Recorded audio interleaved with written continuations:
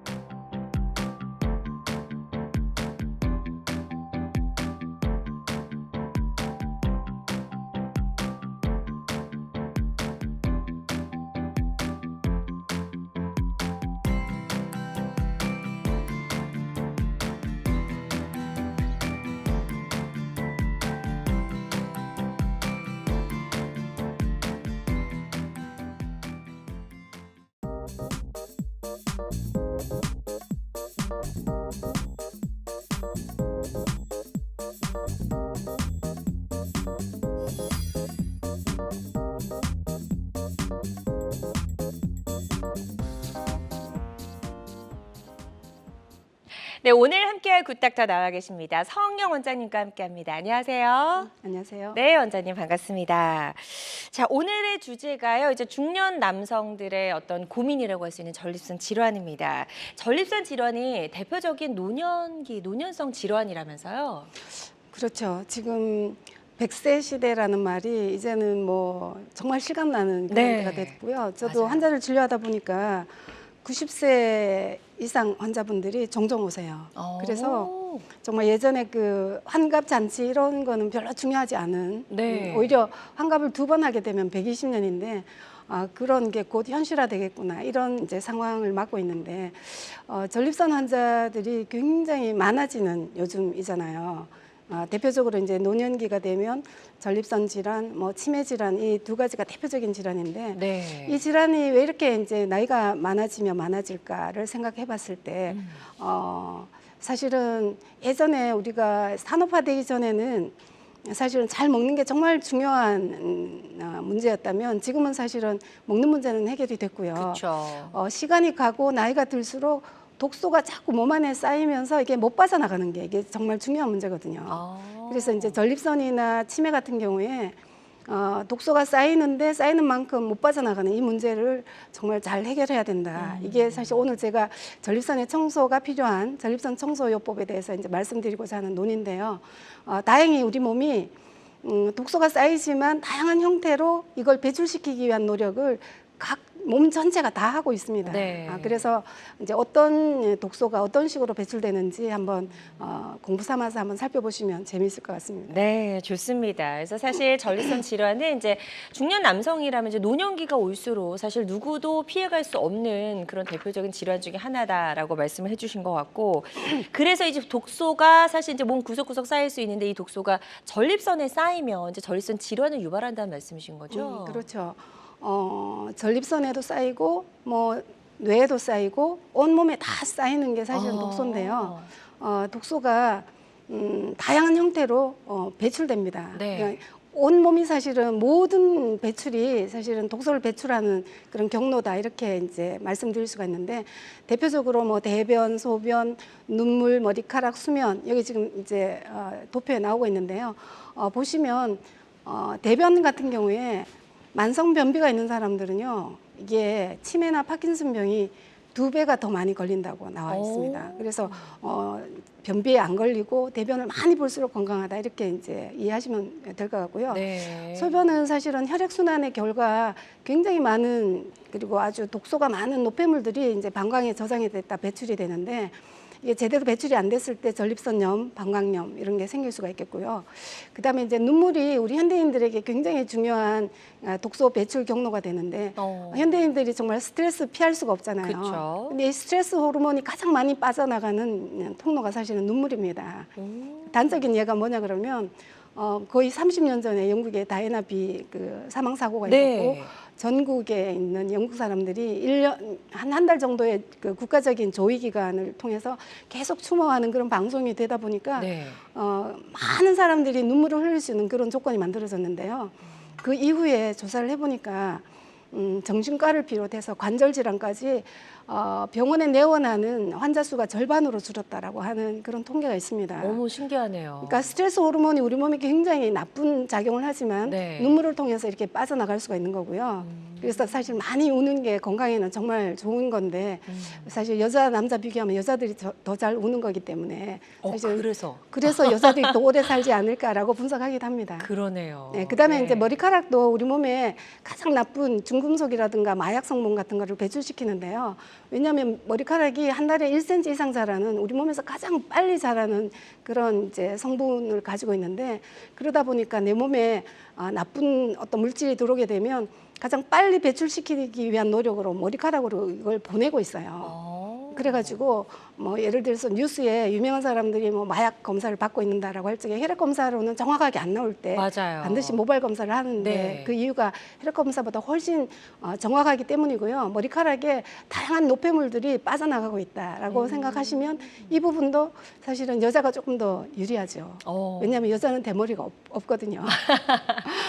그다음에 잠을 잘 자는 게 정말 중요한데요. 왜냐하면 이 뇌가 두개골이라고 하는 이 보호막 속에 들어있지만 사실은 조금 더 보호하기 위해서 뇌척수액이라고 하는 물에 떠 있거든요. 그래서 잠을 잘 자게 되면 이런 그 뇌척수액을 통해서 노폐물이 많이 배출되게 됩니다. 그래서 잠을 잘 자는 것도 굉장히 좋은 그 독소 배출 방법이고요.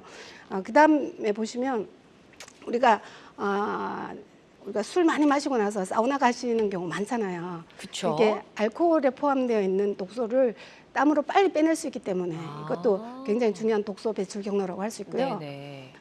여성과 남성을 비교했을 적에 여성에게만 있는 이게 독소 배출 경로가 사실은 생리, 출산, 모유, 수유 이 세 가지인데요. 한 달에 한 번씩 생리를 하는 경우에 다양한 형태의 독소가 배출되고요.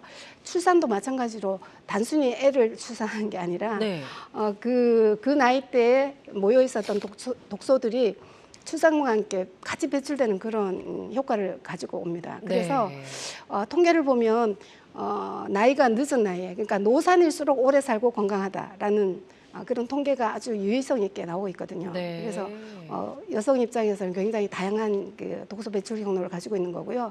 남자들은 뭐 굳이 한 가지 첨가하자면 사정 횟수에 비례해서 전립선 암이 많이 낮아진다라고 하는 통계가 있습니다. 그래서 결론적으로 말씀드리면 우리 몸 밖으로 빠져나가는 모든 것은 독소를 배출하는 경로로 작동을 하는데 거기 보시면 예외가 우리 몸의 뇌와 전립선이에요.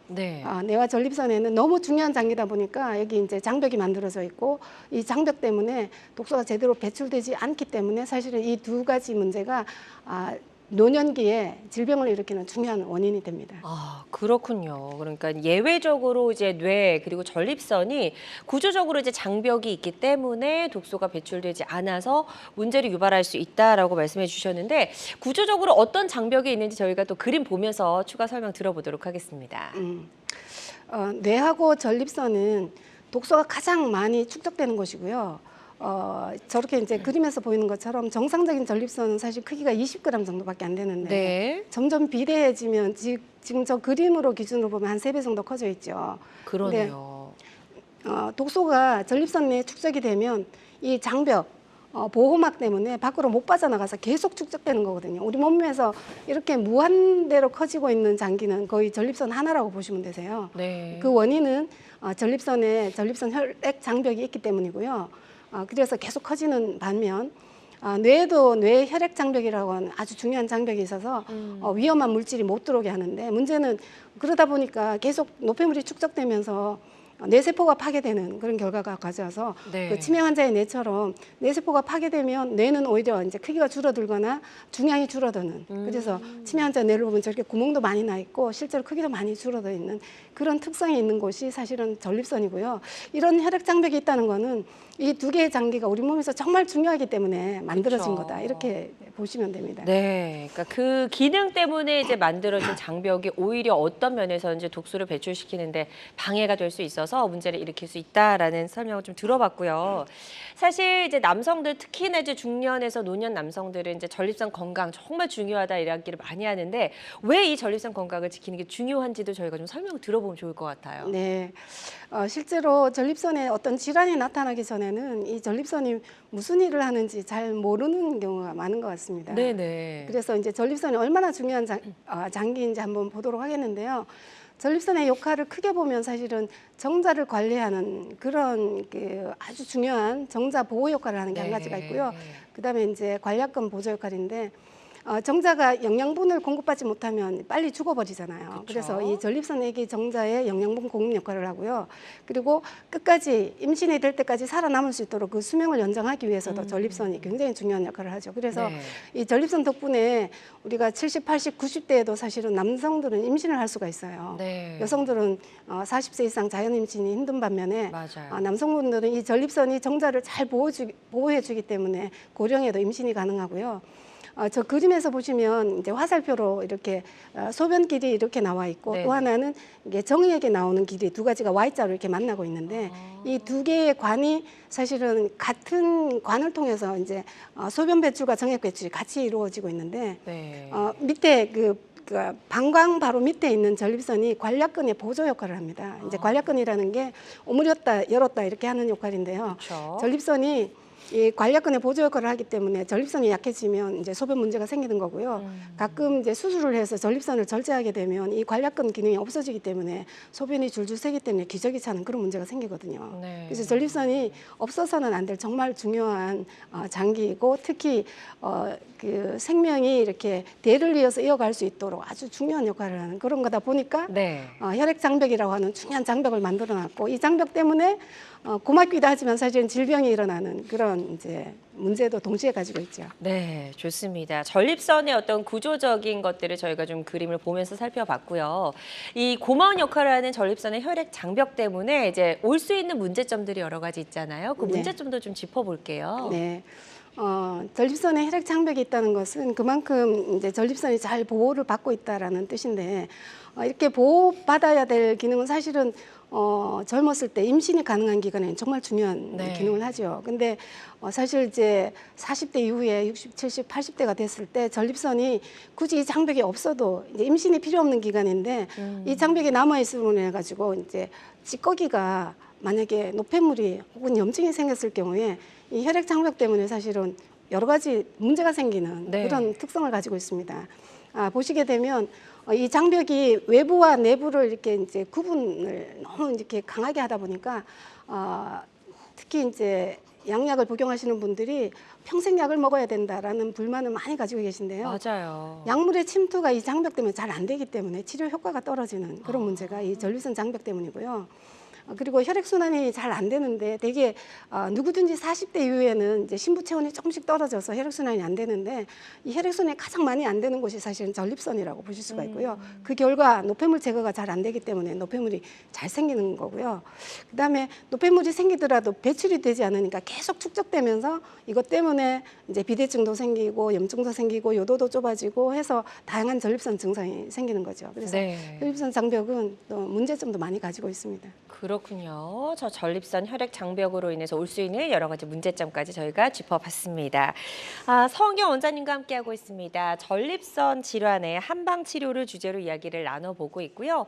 혹시 지금 방송 보고 계신 분들 중에서 이 전립선 건강과 관련된 고민, 궁금한 점 있으시다면 상담 전화 주셔서 상담을 받아보셔도 도움이 될 수 있을 것 같습니다. 혹시라도 직접 전화 연결이 좀 부담스러우신 분들은 사연만 접수를 해주셔도 저희가 상담 도와드리니까요. 부담 갖지 말고 전화 주시면 좋을 것 같고요. 02-6677-0012번, 02-6677-0012번 상담 전화 활짝 열어놓도록 하겠습니다. 많은 분들이 전화 상담에 참여를 해주고 계십니다. 지금 접수 상황 잠시 살펴보도록 할게요. 자, 먼저 60대 남성분이십니다. 택시 운전하고 계시다고 남겨주셨고요. 전립선 비대증 때문에 이제 고민이시라고 전화를 주셨어요. 약을 처방받아서 드시고 계신데 효과가 없어서 이제 전화 주셨다고 하거든요. 이런 경우에는 이제 어떤 방법으로 또 치료가 가능할지 한번 상담을 들어보도록 하겠습니다. 이제 첫 번째 이분은 택시 운전을 직업으로 하시잖아요. 그러니까 굉장히 오래 한 자세로 앉아 있게 되면 그렇죠. 사실은 우리가 이제 엉덩이가 의자에 닿는 부분, 이게 이제 골반 저근이라고 하는 부분인데요. 네. 이 골반 저근 바로 위에 전립선이 있습니다. 그러다 보니까 우리가 활동을 많이 하지 않고 오래 앉아 있게 되면 뭐 택시를 운전한다거나 그렇게 되면 전립선의 혈액순환이 잘 안 되는 문제 때문에 네. 다른 직업군에 비해서 훨씬 더 빨리 전립선이 나빠지는 그런 문제가 나타나고요. 근데 이제 약을 드셨는데도 처방이 효과가 없다 이렇게 이제 말씀하시는 이유는 네. 대부분의 전립선이 이 혈액 장벽 때문에 약효가 잘 들어가지를 않습니다. 그래서 되게 그 통계를 보면 아주 유명한 퀴놀론계 항생제 같은 약을 많이 쓰는데 하루 이틀 만에 내성이 생겨서 효과가 없다 이렇게 나오거든요. 그래서 사실은 효과가 없다는 거는 최대한 치료를 해보지만 이 장벽을 뚫을 수 없는 문제를 가지고 있기 때문에 그렇죠. 이해하시면 되고요. 네. 제가 권하고 싶은 방법은 전립선 청소 같은 근본적인 그러니까 혈액순환을 잘 할 수 있는 그런 치료법이 좀 필요하다 이렇게 봐지고요.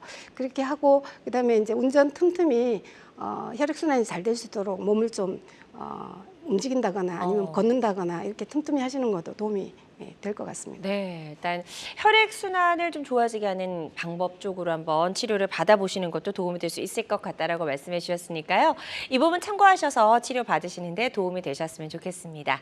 또 다음 사연 살펴보도록 하겠습니다. 이번에는 50대 남성분이세요. 직장인이라고 하셨고 소변을 볼 때 아프고 줄기도 가늘어지고 배에 힘을 줘야 합니다라고 이제 증상을 설명해 주셨고요. 아직까지 적극적으로 치료를 받아 보신 적은 없으신 것 같아요. 치료가 좀 필요한 상태이실까요? 그렇죠. 지금 이제 소변 볼 때 아프고 네. 그다음에 소변 줄기가 가늘어지고 배에 힘을 줘야 된다. 이 두 가지 증상이 이런 증상이 크게 보면 전립선에 염증이 있고 전립선도 커져 있구나. 그러니까 전립선염과 전립선 비대증을 같이 가지고 있구나. 이렇게 이제 볼 수가 있는데요. 네. 그렇게 될 경우에는 염증이 있으면 요도가 붓기 때문에 이게 소변 줄기가 약해져요. 그러니까 소변 요도가 좁아지는 그런 문제가 있어서 소변을 시원하게 못 보는 그런 게 있고요. 지금 아프다라고 말씀하셨던 경우는 이게 소변이 나갈 적에 그 염증 부분을 건드리기 때문에 이제 통증이 있는 거거든요. 그래서 전립선염과 전립선 비대증 두 가지를 동시에 치료를 해야 된다. 이런 경우에도 사실은 이 전립선 청소 한방 약물 치료로 충분히 네. 치료가 가능하니까 한번 치료 검토해 보시면 좋겠습니다. 네. 빨리 치료할수록 좋을 것 같습니다. 그래요. 일단 치료 시기를 놓치지 마시고 지금 이제 빠르게 좀 치료를 시작하시는 게 좋을 것 같다라고 말씀해 주셨으니까요. 이 두 가지 질환 적극적으로 치료하시고 어서 건강해지셨으면 좋겠습니다. 전화로 다양한 증상과 궁금증 남겨주고 계신데요. 02-6677-0012번, 02-6677-0012번 상담 전화 계속해서 활짝 열려 있으니까요. 전화 많이 주시기 바랍니다. 그리고 전화상이다 보니까 저희가 진단을 정확하게 내려드리는 데는 어느 정도의 한계가 존재할 수 있다는 점 미리 말씀을 드리고요. 가까운 병원에 내원하셔서 전문의의 정확한 진단 후에 치료를 받아보시기를 권유해 드립니다. 그리고 실시간 시청자 상담은 생방송 도중에만 가능합니다. 이 점도 꼭 잊지 마시고 기억해 주세요. 자, 전립선 건강, 전립선 질환의 치료법 저희가 좀 살펴보고 있습니다. 그래서 이제 전립선 장벽 때문에 전립선에 여러 가지 질환들이 생길 수 있다라고 설명을 해주셨는데 어떤 증상들이 생길 수 있고 어떤 질환들이 생길 수 있는지 그 가능성도 몇 가지 짚어볼게요. 네. 전립선의 3대 질환이라고 해가지고요. 첫 번째가 전립선염, 두 번째가 전립선 비대증, 세 번째가 전립선암. 이 네. 세 가지가 사실은 전립선에 많이 생기는 질환이고요. 사실 자세히 들여다보면 비슷하면서도 다른 증상들이 있는데 전립선염 같은 경우에는 야간뇨, 그러니까 밤에 이제 자다가 일어나서 이제 소변을 보는 거, 네. 빈뇨, 2시간 이내에 자꾸 소변을 보는 거, 네. 급박뇨, 화장실에 가고 싶으면 참지 못해서 막 가다가 지리기도 할 수 있는 이런 급박뇨. 그다음에 소변이 남아있는 불쾌감 아니면 통증 비슷한 불쾌감 이런 것들이 생기는 게 주로 전립선염에서 나타나는 증상이고요. 전립선 비대증은 일단 소변 줄기가 가늘어집니다. 즉 전립선이 커지면 요관이 좁아지기 때문에 그렇죠. 소변 줄기가 약해지는데 그걸 이제 세뇨라고 이야기하는 거고요. 근데 지연뇨라는 거는 화장실에 가서 소변을 보고 싶은데 5초, 10초, 심지어 1분 정도 걸렸다가 소변이 나오는 경우도 있어요. 이걸 너무 이제 불편할 것 같아요. 너무 불편하죠. 예. 뒤에 사람은 기다리고. 예, 이걸 이제 지연뇨라고 하고요. 단절뇨라는 거는 소변이 나가다가 또 중간에 끊어집니다. 힘이 없고 이제 요도가 좁아져 있으니까 이걸 이제 단절뇨라고 하는데 끊어지거나 갈라지거나 이런 증상들도 사실은 전립선 비대증에서 흔히 나타나는 증상이고요. 전립선 암은 이러한 증상들이 막 섞여 있습니다. 그래서 전립선 암은 PSA라고 하는 혈액 검사가 있어서 혈액 검사를 해보시면 어느 정도 그 필터할 수 있는 그런 방법이 많이 개발되어 있으니까 네. 이 3대 질환에 대해서 만약에 증상이 나타나면 가까운 병원을 찾아가서 한번 진찰을 받아보시는 게 좋을 것 같습니다. 네, 그래서 전립선에 올 수 있는 세 가지 대표적인 질환 짚어주셨고요. 증상들을 보다 보니까 증상들이 좀 비슷한 부분도 많은 것 같은데 실제로 환자들을 많이 만나시잖아요. 이런 여러 가지 증상들 중에서 어떤 증상들을 가장 좀 힘들어하시나요? 정말 다양한 증상들을 이제 호소하면서 오시는데 꼭 두 가지를 뽑는다 그러면 사실은 두 가지, 한 가지는 야간뇨고요. 하나는 급박뇨입니다. 야간뇨는 밤에 너무너무 그 잠을 설치는 그래서 그 다음날 생활에 많은 지장을 받는 그런 거기 때문에 야간뇨에 대해서 가장 큰 불만이 있고요. 이제 또 하나는 이제 급박뇨. 급박뇨는 뭐 사람들 만나기도 힘들다 뭐 이런 이제 급박뇨가 있는데 못 찾는 거죠. 네, 근데 사실 급박뇨보다는 야간뇨가 훨씬 더 중요한 이제 불편 증상이라고 볼 수 있는데 야간뇨를 크게 두 가지로 나눠 가지고요. 신허성 야간뇨, 어혈성 야간뇨 이 두 가지로 구분할 수가 있는데 이거 어떻게 구분하느냐? 사실은 그 밤에 소변을 볼 적에 야간뇨의 소변량을 보면은 이게 구분이 잘 됩니다. 첫 번째 소변량이 적지 않게 낮에 소변량하고 비교했을 때 큰 차이가 없어 이런 경우는 항이뇨 호르몬 분비가 안 돼서 소변이 농축이 안 되는 거거든요.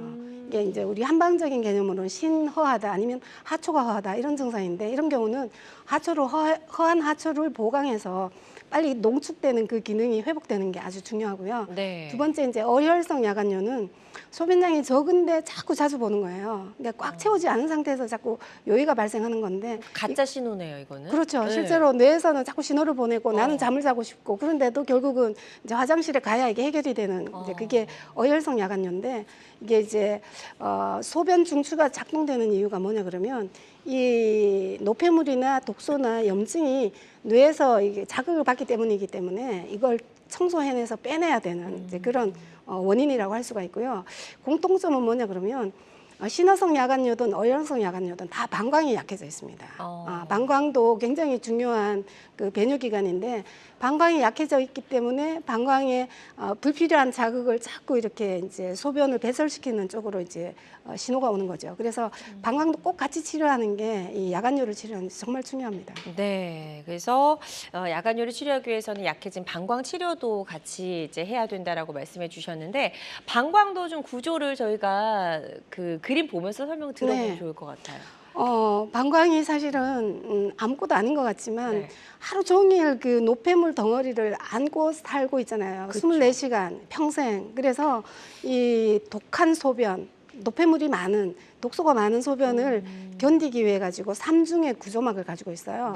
이제 개그층, 방광점막, 방광근육 이렇게 해가지고 이 세 개 층을 가지고 있는데 이 세 개 층이 튼튼한 사람은 어지간하면 야간뇨가 잘 안 생깁니다. 근데 이게 이제 약해지거나 저렇게 뚫려가지고 정상인 경우에는 이제 노폐물이나 독소가 이렇게 튕겨져 나가는 반면에 비정상이면 이렇게 패인 그 틈으로 자꾸 자극을 주기 때문에 뇌에서 이 자극을 어떻게든 해결하려고 소변을 내보내는 거거든요. 그래서 이 방광벽이 훨씬 더 지금보다 건강하게 튼튼하게 만들어져야만 이제 야간요도 같이 해결되기 때문에 전립선 치료와 방광의 치료 이 두 가지를 같이 하는 게 아주 중요한 이제 치료법이 되는 거죠. 네, 좋습니다. 그래서 지금 이제 전립선 건강과 관련된 여러 가지 질환들 살펴보고 있고 치료법까지 살펴보고 있는데요.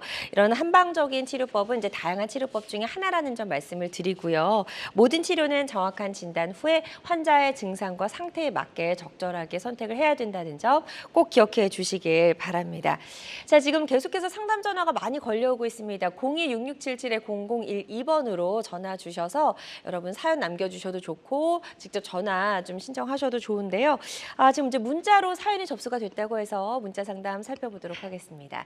70대 아버님께서 전화를 주셨어요. 소변을 제대로 보기가 어렵고 자꾸 밤에 깨서 화장실을 갑니다라고 하셨어요. 이제 야간요 증상을 호소하셨고 네. 약물적인 치료를 하고 계신데도 불구하고 좀 불편하신 것 같거든요. 네. 네, 어떤 방법으로 치료가 될까요? 네, 70대시면 이 전립선 때문에 야간요를 많이 경험할 수밖에 없는데요. 사실 약물 치료에 한계가 있죠.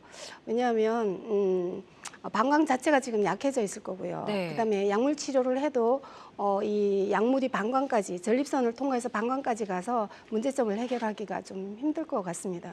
그리고 이런 경우에 수면제를 드셔서 좀 깊게 잠을 자면 어떨까 해서 수면제도 복용해 보지만 예. 수면제도 안 들을 정도로 야간요의 신호가 훨씬 더 강합니다. 그래서 그냥 뭐 몇 시간마다 깨거나 뭐 30분 만에 한 번씩 깨거나 이렇게 해서 잠을 많이 설치게 되는데 근본적인 치료는 사실은 전립선과 방광을 다 청소해내서 새로운 세포로 교체할 수 있도록 그렇게 하면 방광도 튼튼해지고 그다음에 전립선도 튼튼해지고 이렇게 하면서 이 치료가 될 수 있기 때문에 네. 한방적인 약물 치료, 청소 치료를 꼭 받으셔서 좀 편안한 수면 할 수 있도록 도움이 됐으면 좋겠습니다. 네, 좋습니다. 지금 이제 시도해 볼 수 있는 여러 가지 치료법 설명을 잘 해주셨거든요. 이 부분 참고하셔서 치료 잘 받아보셨으면 좋겠습니다. 저희 또 다른 사연 하나 만나보도록 하겠습니다. 자, 이번에도 역시 70대 아버님께서 전화를 주셨어요. 요도에 통증이 있고 빈뇨가 심합니다라고 하셨고 1년째 비뇨기과 약을 드시고 계신데 지금 차도가 없어서 답답한 마음에 전화를 주신 것 같거든요.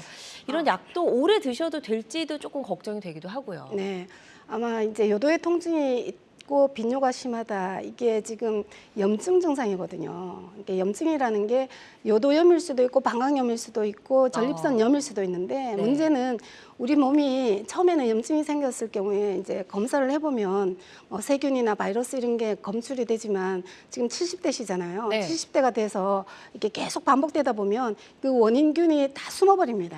그래서 검사를 하면 사실은 원인이 없다고 나오는 경우가 대부분이에요. 이게 숨어있는 그 독소가 우리 몸을 자꾸 괴롭히고 있는 건데 약물 치료를 해도 잘 효과가 없는 경우가 대부분이죠. 그래서 이런 경우도 숨어있는 독소를 배출시킨다. 그리고 그 약해진 방광과 전립선을 회복시킨다. 그런 측면인데요. 네. 병명으로 따지면 사실은 여기는 전립선염을 가지고 있는 비대증이 있을 수도 있고 없을 수도 있는 그런 증상이라고 제가 판단이 되고요. 이런 분이야말로 정말 그 숨어있는 독소를 배출시키는 청소요법이 꼭 필요하신 분이니까 진료 권해드립니다. 꼭 네. 치료할 수 있습니다. 좋습니다. 일단 희망적으로 이야기를 잘 해주셨어요. 근본적인 치료를 통해서 충분히 나아질 수 있다라고 말씀해 주셨으니까요. 이 부분 참고하셔서 치료 잘 받아보셨으면 좋겠고요. 저희 계속해서 상담 전화는 활짝 열려 있습니다. 02-6677-0012번으로 전화 주셔서 여러분의 사연 남겨주셔도 좋고 또 전화 기다려 주셔도 좋은데요. 전화상이다 보니까 저희가 보다 명확하게 진단을 내려드리는 데는 어느 정도의 한계가 존재할 수 있다는 점 다시 한번 말씀을 드립니다. 자, 여러분의 지금 우리 가족 건강 지킴이 굿닥터와 함께하는 건강 매거진 시청하고 계십니다. 알쏭달쏭 건강 상식 고민하지 마세요. 건강 매거진 굿닥터가 1대1로 상담해 드립니다. 02-6677-0012번으로 문의하시면 되는데요. 생방송이 진행되는 동안에만 굿닥터와 상담을 도와드리니까요. 02-6677-0012번으로 지금 바로 전화 주세요. 유튜브에서 실시간 방송 시청과 다시 보기 시청이 가능합니다. 유튜브에서 건강의 환경을 검색하시면 되는데요. 알짜 건강정보 본방송도 아쉽게 놓친 다시 보기 방송도 이제 유튜브에서 즐겨보세요. 유튜브 검색창 건강엔 환경입니다.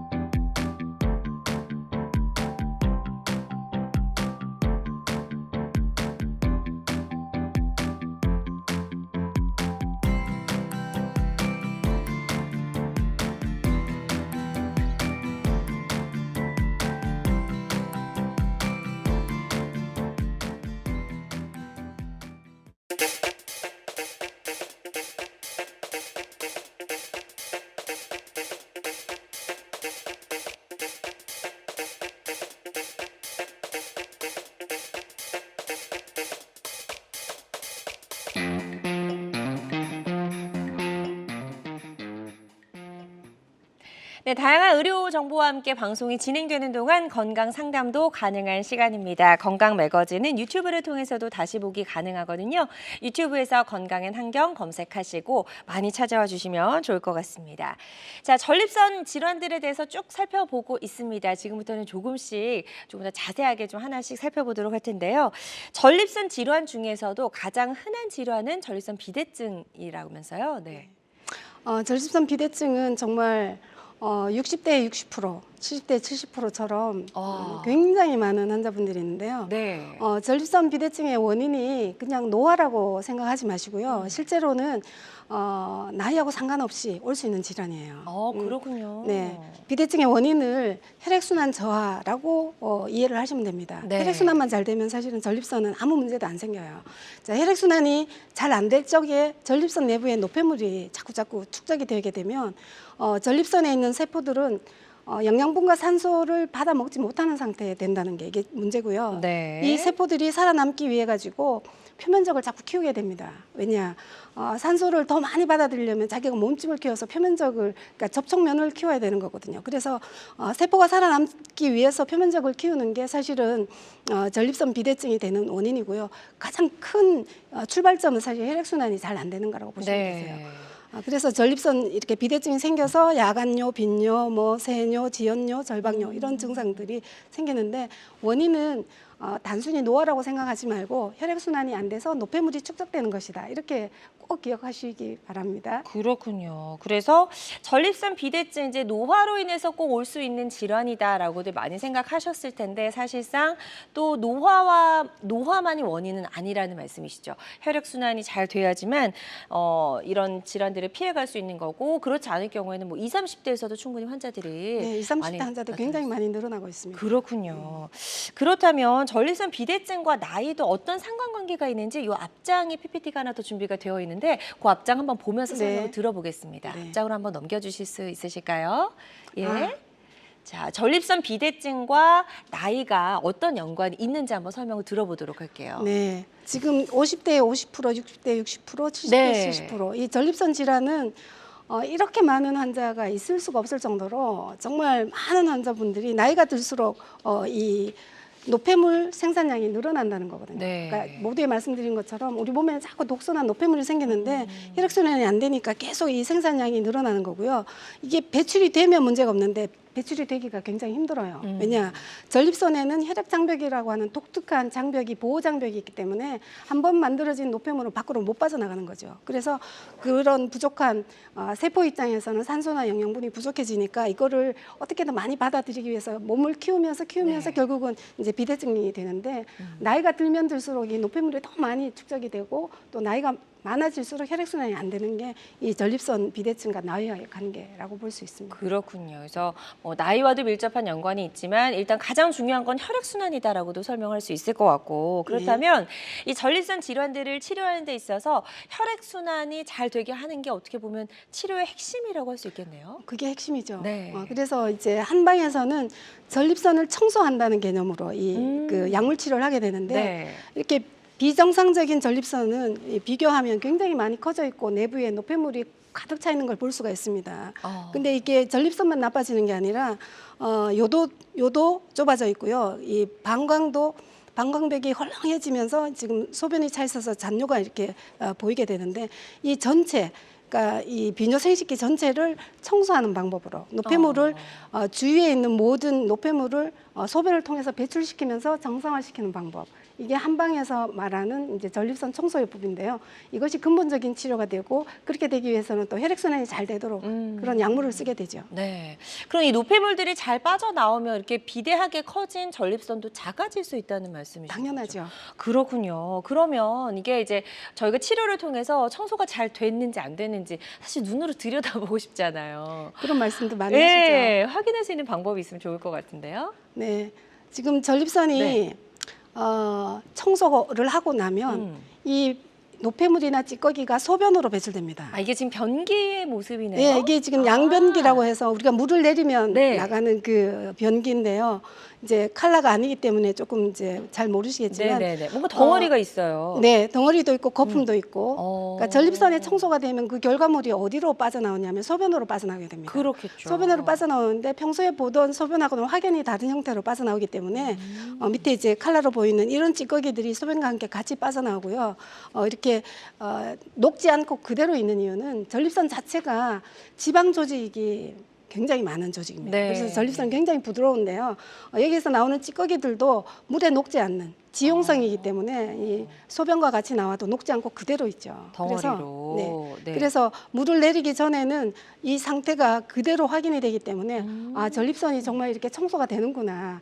전립선 장벽이 굉장히 이렇게 두껍긴 하지만 약물 치료로 이렇게 배출이 되는구나 확인할 수가 있는 그런 노폐물들이죠. 네, 그렇군요. 그래서 어쨌든 이렇게 노폐물이 밖으로 배출이 된 걸 또 눈으로 확인할 수 있다고 하니까 환자 입장에서는 조금 더 좀 안심이 될 것 같기도 하고, 예, 치료가 잘 되고 있구나라는 생각이 들 수도 있을 것 같은데요. 환자들마다 치료 효과는 조금씩 차이가 있을 수가 있겠고요. 전립선 비대증의 한방 치료는 다양한 치료법 중에 하나라는 점 말씀을 드립니다. 그리고 모든 치료는 정확한 진단 후에 환자의 증상과 상태에 맞게 적절하게 선택을 해야 된다는 점 꼭 기억해 주시면 좋을 것 같습니다. 자, 그럼 지금부터는 예후가 좋았던 치료 사례들 하나씩 살펴보도록 하겠습니다. 자, 첫 번째 사례부터 좀 살펴보도록 할게요. 첫 번째 사례는 55세 남성분의 사례가 준비되어 있네요. 이분은 이제 55세이신데 지하철을 타면 중간에 목적지까지 다 못 가세요. 화장실에 가야 되니까. 그래서 네. 이 배뇨 문제 때문에 대중교통을 이용하지 못하는 분이셨고요. 저희 한의원에 올 때도 중간에 몇 번씩 소변 보기 위해서 아이고. 지하철을 왔다 갔다 하셨던 네. 그런 분이고요. 그 외에 이제 소변이 방울방울 떨어지는 문제, 그다음에 배뇨 마지막에 소변이 안 나와서 이렇게 짜낸다고 했던 그런 분이세요. 그래서 이제 뭐 누구를 만나거나 아니면 중요한 미팅이 있거나 그러면 이제 화장실 가는 문제를 해결하기 위해 가지고 그 전날부터 아예 국물이나 음료 안 드시고 밥도 꼭 비빔밥만 드시고 이렇게 하셨던 분인데 네. 결국은 청소를 잘 마치고 나서 빈뇨 증상도 사라지고 소변 횟수도 줄어들고 그다음에 소변 줄기가 많이 굵어지고 피로감도 줄어들고 그렇게 해서 잘 치료됐던 그런 케이스입니다. 그래요. 사실 저희가 이제 치료 전에 여러 증상들을 설명해 주셨지만 이게 사실 일상생활하기 굉장히 불편하거든요. 예, 뭐 대중교통 이용하시기도 힘들고 병원에 오실 때도 몇 번이나 또 내려서 이렇게 화장실에 가셔야 되고 하기 때문에 이런 여러 가지 불편한 증상들 때문에 고민하고 계셨던 분들 많이 계시리라 생각이 됩니다. 방송 보시면서 여러 가지 궁금한 점 있으시다면 026677-0012번, 026677-0012번으로 전화 주셔서 나의 경우에는 또 어떻게 치료하면 좋을지 한번 상담을 받아보셔도 도움이 될 수 있을 것 같습니다. 자, 다음 사례 하나 더 살펴보도록 할게요. 이번에는 60대 남성분이시고 이분도 야간요가 좀 심하셨네요. 이분은 야간요랑 급박요 두 가지 다 있었던 분인데요. 네. 이제 수면 중에 3, 4회 이제 소변을 보는데 간혹 야간요 때문에 깨지만 잠은 잘 주무신다 이런 분도 있지만 사실 잠을 잘 못 자는 경우가 대부분이고요. 그쵸. 그다음에 이제 소변이 마려우면 참을 수 없는데 이분이 공항버스 리무진이라고 하는 그 버스를 타고 가다가 도저히 못 참아서 막 그 같은 승객들의 항의를 받으면서 2번이나 내려서 캐리어 다 꺼내고 이렇게 했던 경험이 있는데 이걸 아무리 네. 치료해도 안 되니까 방법을 찾다가 한방 치료가 있네 해서 오신 분인데요. 이분도 치료가 잘 됐어요. 네. 그리고 배뇨를 시작하면 시간이 오래 걸리는 지연뇨도 있었던 분인데 야간뇨, 급박뇨, 소변줄기 뭐 이런 것들 다 잘 해결돼서 네. 치료가 잘 된 케이스라고 볼 수가 있죠. 그렇군요. 정말 이제 전립선 이런 분들 정말 많습니다. 예, 그러니까요. 진짜 이거는 겪어보지 않은 분들은 또 이렇게 실감하지 못할 정도로 너무나 불편하고 힘드셨던 그런 사례였는데 치료가 잘 됐던 그런 사례 소개해 주셨고요. 환자들마다 치료 효과는 조금씩 차이가 있을 수가 있겠습니다. 방송 보시면서 지금 전화들 많이 주고 계신데요. 026677-0012번으로 전화 주시면 되겠고요. 전화 하나 연결이 되어 있다고 하니까 바로 만나보도록 하겠습니다. 여보세요? 예, 안녕하십니까. 네, 안녕하세요. 반갑습니다. 예. 전화 주신 분 나이가 어떻게 되실까요? 원래 67겁니다. 네, 60대시고 지금 예. 이제 어떤 증상들 때문에 많이 불편하신지 저희 성경 원장님과 인사 나누시고 예. 증상들 설명해 주시면 되겠습니다. 예. 네, 안녕하세요. 예, 안녕하십니까. 네, 어떤 증상을 가지고 계신가요? 2년 전에 제가 신경경색으로 스텐트 시술을 했습니다. 네. 그 이후부터는 소변을 이제 누면 시원하지를 않고 처음에는 아랫배가 막 이래 아프더라고. 얘 잔뇨가 좀 있는 것 같아요. 그래갖고 이제 병원에 가니까 뭐 시술할 단계는 아니고 일단 약을 처방을 해주길라 그 약을 내가 한 몇 개월 먹다가 지금은 이제 약도 안 먹거든요. 네. 네, 그런데 어떤 데는 한 번은 가끔 가다가 또 소변이 그 시원스럽게 이제 특히 자고 나가고 아침에 화장실에 가면 시원한 느낌을 못 나는 것 같습니다. 그래서 궁금해서 내가 전화를 네네. 한번 지금 스텐트 예. 시술이 요관 스텐트를 하셨어요? 아니면 심장을 하셨어요? 예, 심장에 그 아. 제가 발목으로 해가 했지. 예. 네.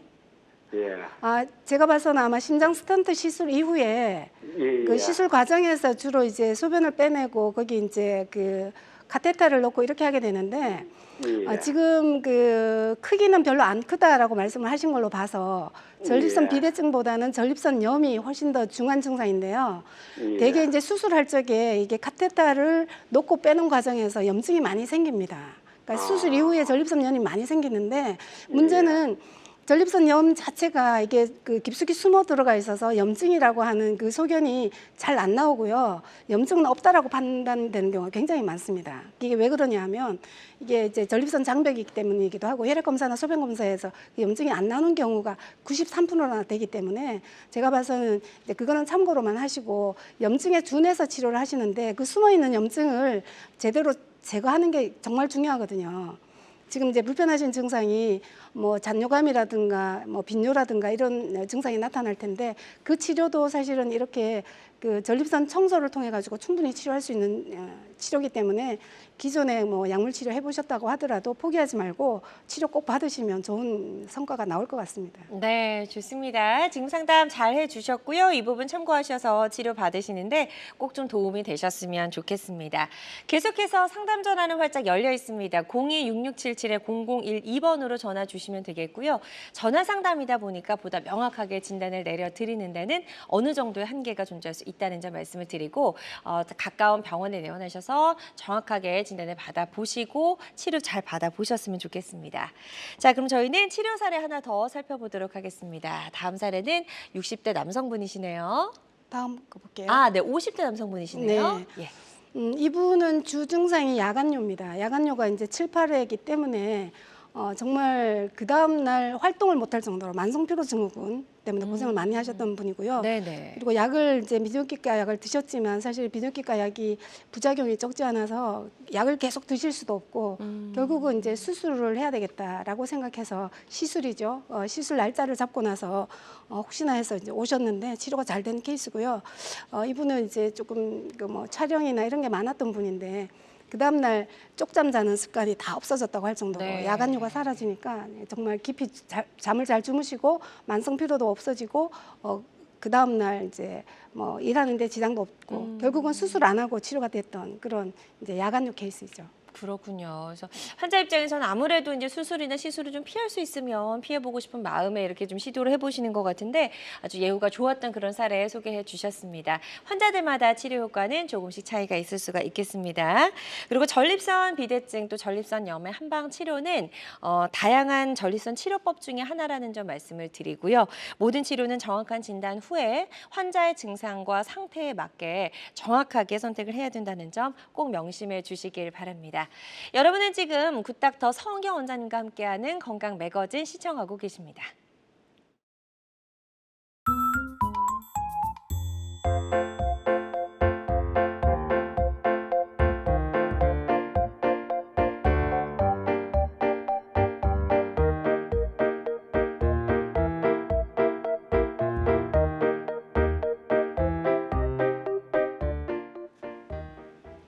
네, 서은경 원장님과 함께하고 있습니다. 전립선 질환의 다양한 한방 치료법을 주제로 이야기 나눠보고 있고요.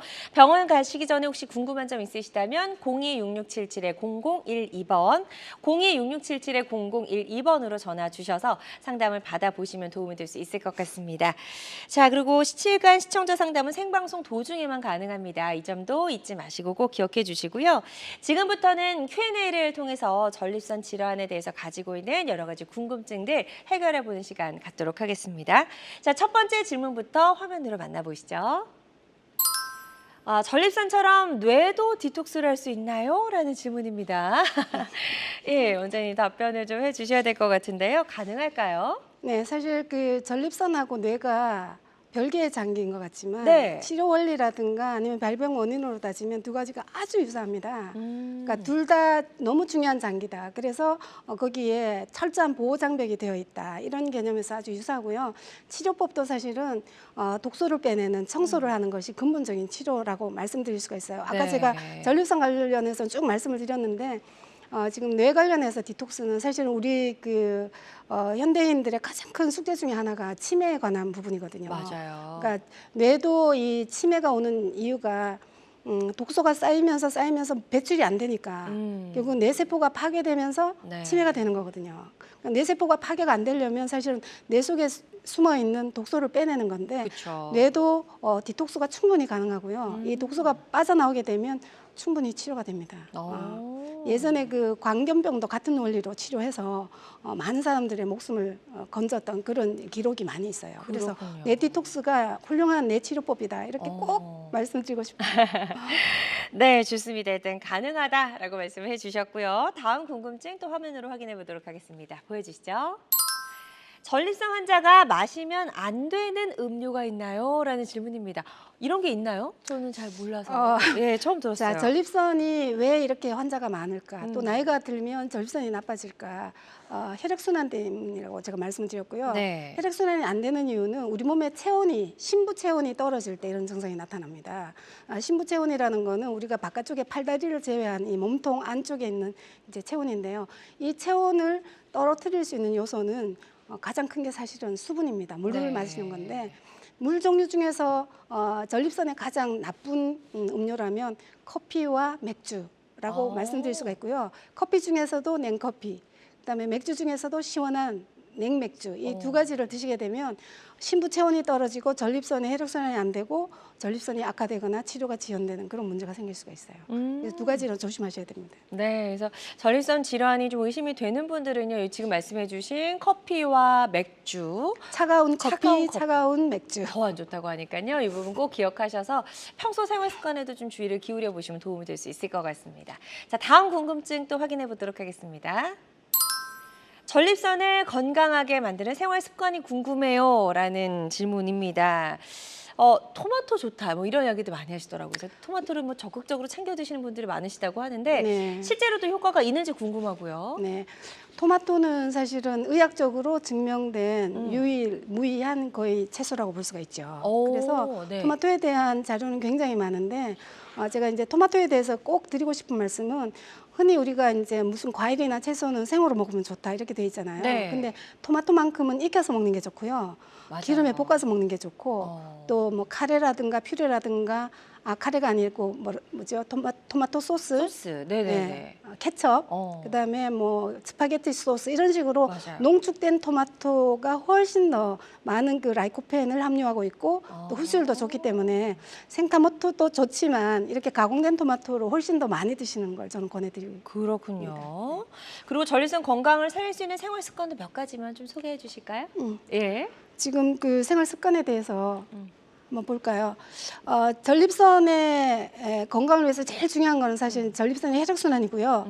혈액순환에 도움되는 게 사실은 운동과 목욕입니다. 네, 운동 중에서도 우리가 허벅지 근육이 우리 몸의 3분의 1이 그 근육이 거기 몰려 있고요. 하체 전체가 3분의 2를 차지하고 있거든요. 그래서 운동을 할 때 계단 오르기나 등산 이런 운동을 하시면 전립선 쪽으로 혈액순환이 굉장히 잘 되는 운동이다. 이렇게 보시면 되는데 두 가지 중에서는 저는 계단 오르기를 더 권해드리는 이유가 등산은 내려올 적에 다칠 수도 있고 또 이렇게 무릎이 안 좋아질 수도 있기 때문에 계단을 올라갈 때는 계단을 사용하고 내려올 네. 때는 엘리베이터 타고 이런 운동을 꼭 요령껏 하시면 좋겠고요.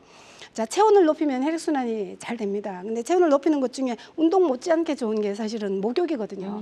그냥 샤워하지 마시고 상목욕. 예, 반신욕, 그다음에 완전 이렇게 전신 목욕 이렇게 해서 체온이 충분히 높아져서 네. 이렇게 잘 혈액순환이 되도록 그렇게 해주시면 되고요. 토마토는 제가 이제 미리 말씀을 드렸고 네. 적색육은 붉은색 고기, 그러니까 소고기 같은 경우에는 좋지 않고. 철분이 너무 많아서 아. 몸이 빨리 산화되기 때문에 이제 암 발생률이 있거든요. 요 세 가지만 잘 지키셔도 전립선의 건강은 많이 확보되리라고 믿습니다. 네, 좋습니다. 전립선 건강을 살리는 생활 습관까지 소개해 주셨습니다. 오늘 다양한 전립선 질환의 한방 치료법 살펴봤고요. 모든 치료법에는 부작용이 따를 수 있고 개인마다 치료 효과가 다르다는 점, 또 전문의와 상담을 통해서 적절한 치료를 받는 것이 가장 좋은 선택이라는 점 꼭 기억해 주시기 바랍니다. 지금까지 서은경 원장님과 함께 이야기 나눠봤습니다. 원장님 오늘 말씀 고맙습니다. 감사합니다. 한국인의 건강 장수 파트너 건강 매거진 위드 굿닥터 실시간 시청자 상담은 생방송 도중에만 가능합니다. 이 점 꼭 기억해 주시고요. 저희 방송 유튜브도 다시 보게 되니까 유튜브도 많은 시청 바랍니다. 함께해 주신 여러분 고맙습니다.